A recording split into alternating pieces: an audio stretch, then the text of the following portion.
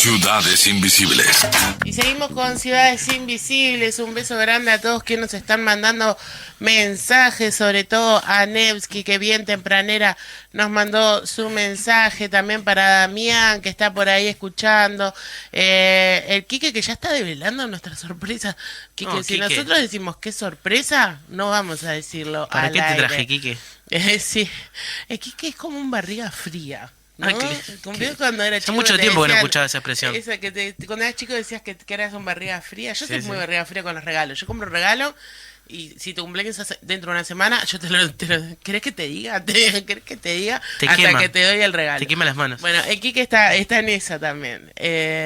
Pero bueno, seguimos adelante con el programa y los veníamos anunciando que íbamos a hablar de espionaje en democracia.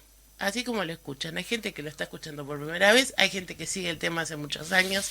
Estamos con el dirigente del espacio 567, no sé cómo lo dicen ellos, 567 o si dicen 567, Luis Puig, que en el periodo pasado fue diputado y como diputado le metió el diente hasta bien adentro. Hace una semana teníamos noticias de que la Fiscalía archivaba la causa porque los delitos habían perimido, no sé si se dice perimido Prescrito. tampoco, prescripto, ahí va, gracias Diego Varela, pero todo lo que se dijo fue así. Luis, ¿cómo estás? Buenos días. Buenos días, un gusto, muchas gracias por la invitación. Sí, realmente la decisión de Fiscalía, en primer lugar, reafirma todo lo investigado y todo lo denunciado por la Comisión Investigadora del Parlamento, que a su vez fue reafirmado por la unanimidad de la Cámara de Diputados, que tiene que ver con comprobar fehacientemente, dice claramente la resolución de Fiscalía, que la existencia de espionaje en democracia respondió a una decisión orgánica de las principales jerarquías militares que venían de la dictadura y continuaron en funciones durante la democracia. Nosotros nos basamos en un documento, o sea, tuvimos acceso a una enorme cantidad de documentos del denominado Archivo Berruti, que fue incautado por el Ministerio de Defensa a cargo de la ministra Susana Berruti en el 2006, donde se establece con absoluta claridad en un documento fechado el 1 de julio del 85 que en el Comando en Jefe del Ejército ese documento definía con absoluta claridad que debía continuarse con el espionaje que se venía realizando desde la dictadura. ¿Y qué dice concretamente ese documento? Dice que hay que investigar, hay que espiar, ¿no? Si bien no lo dice con esas palabras, a las organizaciones que habían sido amnistiadas en marzo del 85 con la Asunción Democrática y que al mismo tiempo daba una larga lista de organizaciones y de personas a investigar. Y en ese marco se definen qué destacamento del ejército se van a hacer cargo, por ejemplo, de espiar el PIC-CNT, a las organizaciones de derechos humanos en general, y también se señala las comisiones de derechos humanos del Partido Nacional, del Partido Colorado, de íntegramente al Frente Amplio.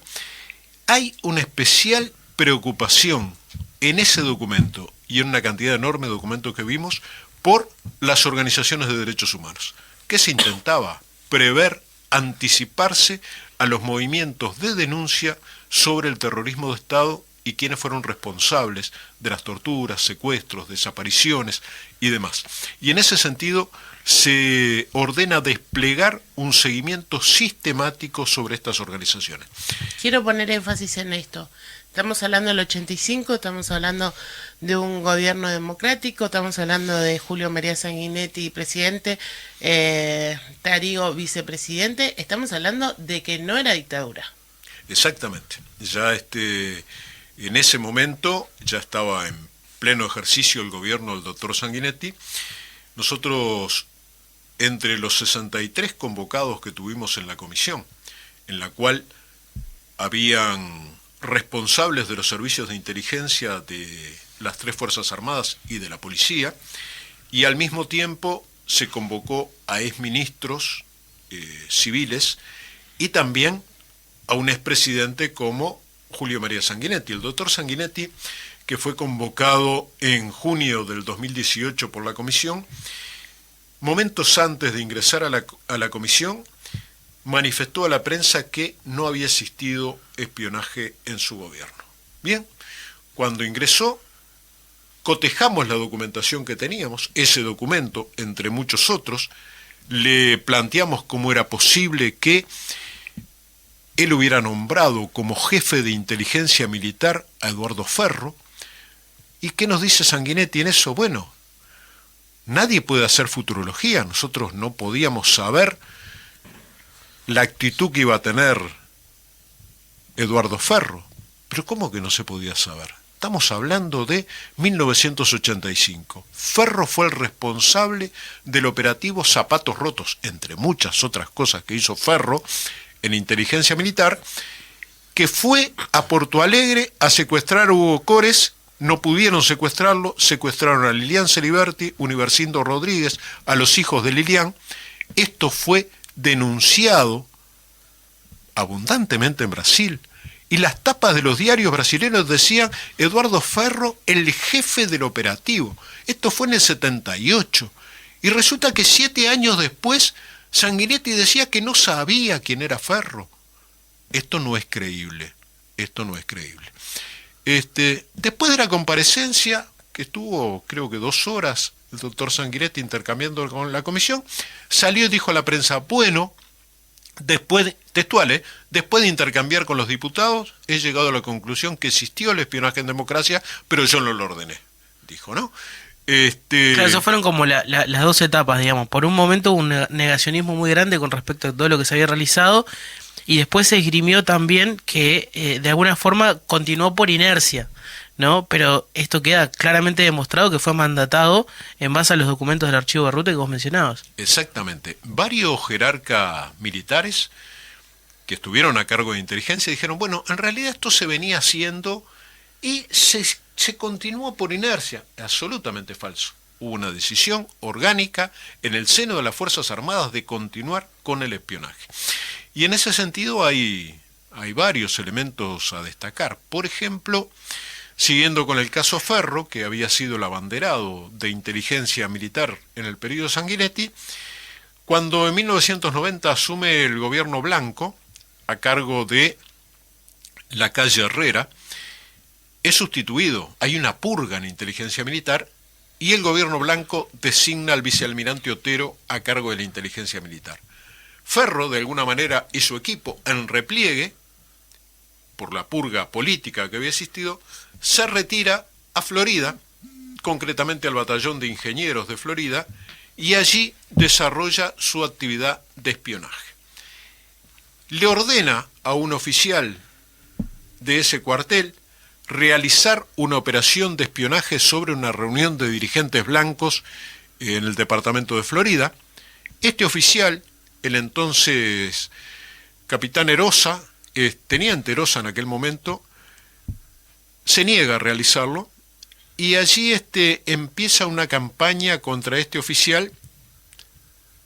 El espionaje lo realizan otros oficiales, pero empieza una campaña contra este oficial hasta que se logra su pase a retiro, argumentando que tenía problemas mentales. Se llegó a fraguar una junta médica, que después uno de los integrantes de esa junta médica confesó que había recibido órdenes de dar una situación de que este oficial tenía trastornos mentales, lo cual se comprobó posteriormente que no era así, y de alguna manera se lo pasa a retiro. Este oficial le comunica al ministro de Defensa de la época lo que estaba pasando. El ministro de Defensa no toma ninguna medida y deja que se siga con ese hostigamiento sobre este oficial. Resulta que una semana antes de que declarara el ex capitán Erosa en la comisión, había estado este ex ministro de Defensa y dijo que no sabía absolutamente nada del espionaje en democracia. Más grave todavía es la situación de exministros que dijeron que en realidad no sabían y tampoco les importaba, porque tenían muchas otras cosas que hacer. Si a un ministro de Defensa no le interesa que sus subordinados estén realizando un atentado permanente contra la democracia como es espiar, investigar en forma clandestina, infiltrar organizaciones como hicieron con el secretariado ejecutivo del PICNT, hacer seguimiento, espiar a a Wilson Ferreira Aldunate en diferentes gobiernos, en el de Julio María Sanguinetti y posteriormente a otros jerarcas como al exintendente Tabaré Vázquez, al presidente Jorge Valle. Hubo una campaña sistemática de espiar, infiltrar, hacer seguimientos, allanamiento de morada. Todo esto está confirmado por Fiscalía. Y resulta que hay jerarcas, ex jerarcas, que dicen que eso no era su función. ¿Cuál era su función entonces? Lo que nos dimos cuenta, y esto es una conclusión que sacamos algunos legisladores de la comisión, que fue presidida por el diputado Gerardo Núñez en aquel momento, una comisión que trabajó muy bien investigando fehacientemente los documentos que nos llegaban. La conclusión es que hasta el 2005 los verdaderos ministros de defensa eran los comandantes en jefe del ejército. Los ministros estaban para los actos protocolares, para ir a alguna conmemoración, para firmar algunos documentos, pero quienes definían la estrategia en materia de defensa eran las Fuerzas Armadas a través de los directores de secretaría o los viceministros o quienes tuvieran cargos jerárquicos allí, que informaban directamente al comandante en jefe, y el comandante en jefe incidía directamente sobre las resoluciones. Esto es muy grave. Se dio hasta el 2005 esta situación. Después tengo claro que hubo actitudes distintas en el Ministerio a partir de Azucena Berruti en el Ministerio de Defensa, claramente a partir de que asumiera el Ministerio del Interior José Díaz. José Díaz, el 1 de marzo del 2005, ordena que cese el espionaje sobre las organizaciones sociales. Esto José Díaz lo comunicó en la tarde al Secretariado Ejecutivo del PICNT, en el cual yo participaba. Claramente una decisión política de que no se continuara con el espionaje. Yo tengo la convicción que en forma clandestina ese espionaje siguió. No tengo pruebas, pero bueno, hubo hechos muy conocidos, ¿no? De averiguaciones y algunas detenciones en la vía pública a personas militantes de izquierda que comprueban que eso siguió. Yo creo que siguió y tengo la idea. O sea, en forma completamente clandestina y paralela al poder civil. Exactamente. Pero yo tengo la convicción de que eso siguió y sigue.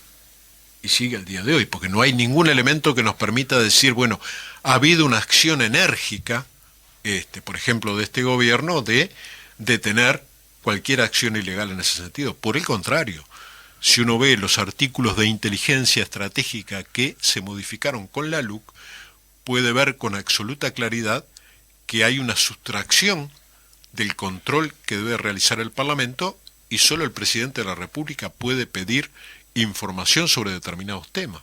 O sea, hay un ocultamiento de las acciones de inteligencia y me parece absolutamente grave. Inteligencia que ha sido muy eficaz para investigar organizaciones que no están acusadas de ningún delito, como el movimiento sindical, como Foodbank, como organismo de derechos humanos. Ahora, pero es que se ha mostrado un tanto incapaz de investigar, por ejemplo, últimamente a un narcotraficante al cual el Estado uruguayo le entrega un pasaporte que le permite ser liberado, como a Marcet, en Dubái, y resulta que el Estado uruguayo lo venía investigando conjuntamente con la DEA y la inteligencia paraguaya, y sin embargo parece que allí fallaron los mecanismos de inteligencia. Parece que hay un especial hincapié en tratar de buscar enemigos donde no los hay, en organizaciones sociales que no están acusadas de ningún delito, pero cuando tienen que investigar realmente efectos en sectores que ejercen poder, como el narcotráfico, como esta transnacional del narcotráfico, parece que no se muestran tan eficientes, lo cual es una preocupación para la sociedad, ¿no? Tal cual, venimos de una interpelación de 11 horas 54 minutos, una gran interpelación donde hemos notado que que se repitieron muchas cosas muchas veces y no se salió de ese corral de ramas de repetir siempre lo mismo. Luis, pruebas, realmente pruebas, ¿hasta cuándo tienen?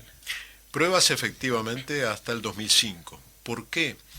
Porque el documento, el archivo al cual tuvimos acceso, fue un archivo incautado en el 2006. O sea, era lógico que podía tener hasta ese periodo nada más. Pero en realidad hay un documento al cual no tuvimos acceso, que es el llamado Archivo Castiglioni, que fue incautado en el 2015 cuando murió el coronel Elmar Castiglioni. Se incautó ese archivo en su domicilio. Creemos que ese archivo tenía mucha documentación de años posteriores y que hubiera evitado que se tuviera que archivar esta causa, y sin embargo nunca pudimos acceder porque se nos dijo que estaba en presumario, lo cual nosotros cuestionamos porque en ese momento no había ninguna causa abierta. Después sí aparece una causa de Sutel denunciando, bueno, todas las acciones clandestinas que se realizaron, pero hubiera sido de vital importancia cuando el Parlamento había manifestado su disposición unánime a investigar esto que todo el mundo comentaba que había espionaje y demás, pero no había una investigación seria al respecto. Desde el Parlamento la realizamos y no pudimos tener acceso a ese archivo que hubiera develado muchas incógnitas, que hubiera develado qué fue lo que pasó en definitiva en todo ese periodo. Yo creo que el Parlamento debe seguir hurgando en estos temas porque nos parece que esto no afecta solo a los militantes de izquierda, afecta a las organizaciones sociales, a los periodistas, al conjunto de la sociedad, porque existió un plan sistemático y nada indica que ese plan sistemático haya concluido. Ustedes tienen un diputado hoy en el Parlamento, Daniel Gerhard, que ha estado más de una vez por acá. Él está abocado también a seguir, ¿seguiría este tema? ¿Estaría con la voluntad de hacerlo? Bueno, por supuesto, Daniel está siguiendo múltiples temas, presentando proyectos. Tenemos la dificultad de que, bueno, tenemos un solo diputado hoy como PVP, pero sin duda Daniel se ha interesado en estos temas y demás en forma permanente, y más allá de que las dificultades de ser una bancada pequeña como la del PVP, por supuesto que existe toda la voluntad. Tendrían que agregarse algunas horas al día, porque en realidad Daniel uno lo ve trabajando todo el día en diferentes temas, pero si se lograra la voluntad política de determinados sectores para continuar esto, por supuesto que Daniel va a estar trabajando en eso. Recién nos llegaba una pregunta, Luis, de Mónica Cabrera, que dice: ¿cómo puede ser que los militares dejaran todo negro sobre blanco? Negro sobre blanco por lo general se dice cuando se deja registro por escrito. Es una pregunta que nos hacemos todos. Bueno, pero imagínate la cantidad de documentación que hay de la época misma de la dictadura, si no iba a haber algo ya que era del 85. Bueno, yo creo que capaz Mónica se refiere a todo. Sí. No hay servicio de inteligencia en el mundo que no registre sus operaciones. ¿Ah, sí? Tienen particular cuidado en que eso no aparezca a la luz pública, pero en realidad porque entienden que eso les puede servir en el futuro, y en realidad hay archivos, hoy hay archivos que estamos convencidos que siguen en manos de las mismas agencias que lo tuvieron en forma clandestina y que no son públicos, no se han incautado, no hay un conocimiento general de eso, pero en general los servicios de inteligencia van documentando todo su accionar, muchas veces de manera cifrada y muchas veces de manera adulterando la realidad. Pero archivos de inteligencia existen, por eso cuando se decía que no quedaban archivos, no. Nosotros en ese archivo que analizamos tenemos profusa documentación de la dictadura y profusa documentación del periodo democrático. Es un archivo, pero ahora se está procesando otro archivo hace un tiempo, que es el del FUSNA, Fusileros Navales. Y bueno, creemos que cada dependencia de las Fuerzas Armadas y los organismos de seguridad tienen su propio archivo. Los servicios muchas veces se pechan entre ellos investigando la situación. Por ejemplo, en el 2001 hubo una movilización en Atlántida llamado el Escrache a Cordero, ¿no? Donde se iba a manifestar el repudio a Manuel Cordero en Atlántida. En esa movilización encontramos en el archivo que había varios servicios de inteligencia actuando y que había un informe de inteligencia militar que decía cuántos vehículos habían participado, de dónde habían salido del obelisco, dónde habían estacionado en Atlántida, quiénes habían hablado, y está íntegra es del mismo día ese informe, íntegra la proclama del PICNT. Le preguntamos al responsable de inteligencia de la época y nos dijo, bueno, seguramente volantearon esa proclama, a lo cual le dije, sabe que no, porque la proclama la dije yo, y yo no escribo previamente lo que voy a decir, lo voy elaborando sobre el momento. O sea que ahí había gente grabando la proclama además y el mismo día hicieron un informe que termina diciendo que cuando se retiraban se encontraron con integrantes de otro servicio que también estaban haciendo esa actividad. Entonces, que no nos digan que solo recababan información abierta y que solo leían los diarios. Además no se entendería mucho, ¿no? Si solo para leer los diarios tienen el presupuesto que tienen, parece un poco exagerado. Tras esta prescripción, digamos, solamente se podrían, en este caso, investigar hechos que se hayan dado, por ejemplo, de mediados de los 90 hacia adelante, ¿no?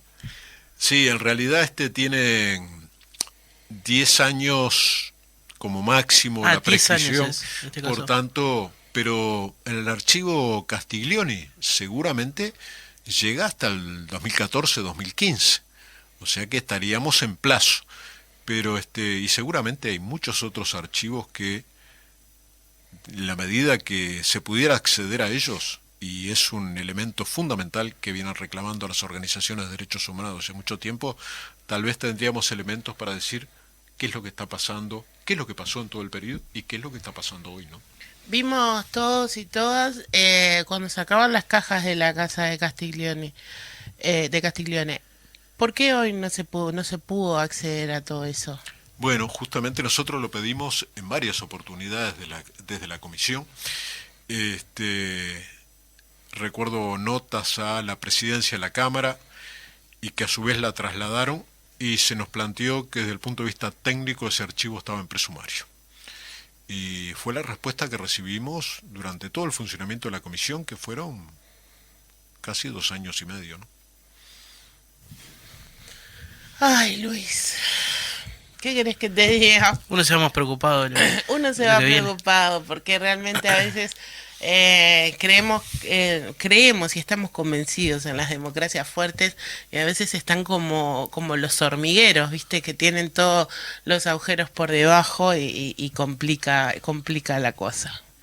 Sí, en realidad durante mucho tiempo se habló de la democracia tutelada. Bueno, yo creo que efectivamente tuvimos una democracia más que tutelada, dirigida desde los sectores militares, y que como mínimo los dirigentes políticos que estuvieron en el Ministerio de Defensa, el Ministerio del Interior hasta el 2005, como mínimo estuvieron omisos, como mínimo.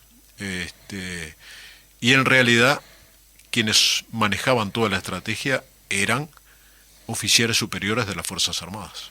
Entonces, una democracia que no sea capaz de investigar, de ir hasta el hueso en esto, es una democracia que no es plena. Y nos preocupa eso, porque nos preocupa hoy cuál es la preocupación. ¿Qué pasa con las investigaciones a los militantes de izquierda, a los sindicalistas, a los periodistas? No, es más abarcativo. Esto es una forma de atentar contra la democracia desde organismos del Estado financiados por el conjunto de la sociedad. Entonces es sumamente grave. Luis Puig, muchísimas gracias por estar esta mañana en Ciudades Invisibles. Te queremos agradecer que hayas venido hasta el estudio. O sea, nosotros disfrutamos pila las notas en estudio. La verdad que son mucho más ricas. La mirada cara a cara. por supuesto, Benjamín lo vimos en la pantalla también. Háblote por teléfono, que a veces son más frías porque uno no sabe dónde estamos. Muchísimas gracias por estar esta mañana. Muchas gracias a ustedes por la invitación y a las órdenes. Diego, vos y yo nos vamos. Sí, yo, mira, ya me voy corriendo a basar café porque ya ves cómo estoy de la garganta, así que un capuchino que temple un poco esta gola le va a venir bárbaro. Sí, yo estoy también para un capuchino rico, así que nos vamos hasta basar café. Me puse el buzo al revés. El buzo al revés significa que te van a dar un regalo, me parece. Ah, bueno, a mí no me mires. Pero me acabo de dar cuenta. Nos vamos ahí a Jackson entre San Salvador y Gonzalo Ramírez a tomar ese cafecito y a desayunar unos escones para que nuestra mañana mejore un 200%. Acuérdense que tienen menú del día, menú rico, no sé bien qué es lo que toca hoy, pero se es fijan en Instagram. un precio muy accesible, Sí. así que pueden ir a disfrutar de... esa hay una foto de las medialunitas. medialunas. Bueno, estamos yendo. Federico Lima, muchísimas gracias. Nos encontramos mañana miércoles y con ustedes también. Desde las 9, chau. Estás escuchando Ciudades Invisibles.